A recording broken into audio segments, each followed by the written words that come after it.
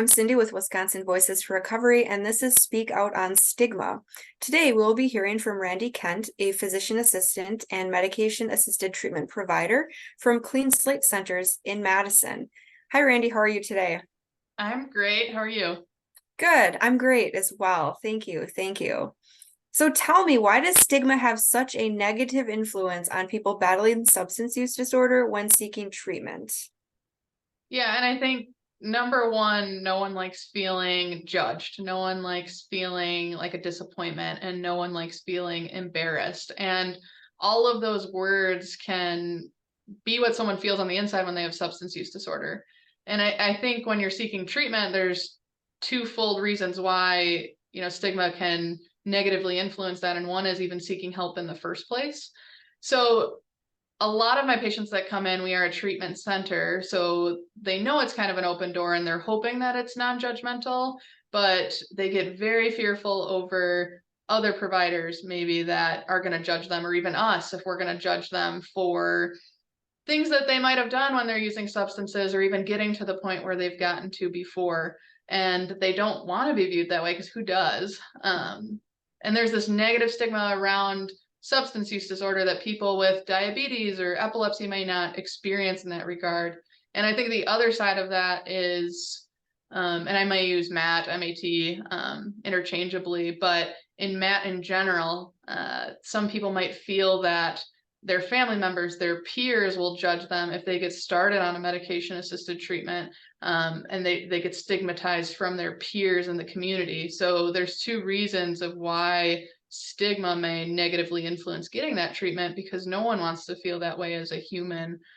So it's all about kind of meeting people where they are and realizing that recovery isn't a one-size-fits-all. So what's good for one person might not be the best for another. Yeah, absolutely. Absolutely. That is true.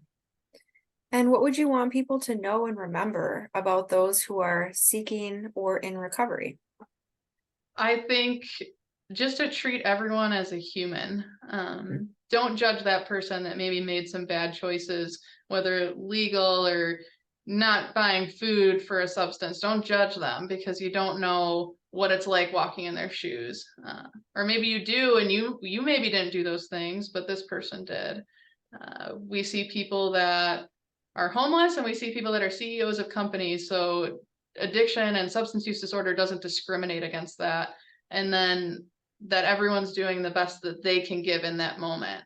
So what you think someone's best is might not be their best for that day. So someone's best might be going to work and making money for their family and picking up dinner on the way home, whereas someone else's best might be taking a shower that day because they're severely depressed because they didn't have their substance for that day. So kind of knowing that, and the fact that, harm reduction also is extremely important.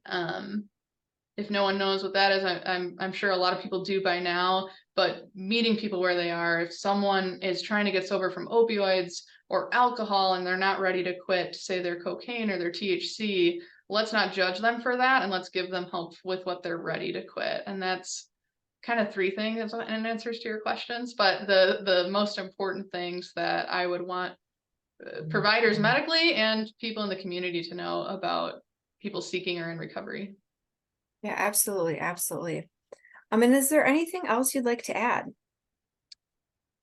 Just that reach out to resources. If you're struggling with recovery, I know that, at CleanSlate, we do a lot of medically assisted treatment, which is great, but again, it might not be correct for you. The nice thing about us is we're all throughout the country, but again, if we're not right for you, talk to a peer recovery coach, go to a meeting, go to meetings in general, go to therapy, figure out what's right for you, maybe a combination of the two, but there's a lot of people there for you that aren't going to judge you. And I think that's hard in today's world. I think anyone, even if you don't have substance use disorder, there's a lot of, fear of judgment and fear of hate, but there are people out there like Voices for Recovery, like CleanSlate and many other organizations that are open-minded and will be there. So Great. Wonderful. Wonderful words of encouragement. Absolutely.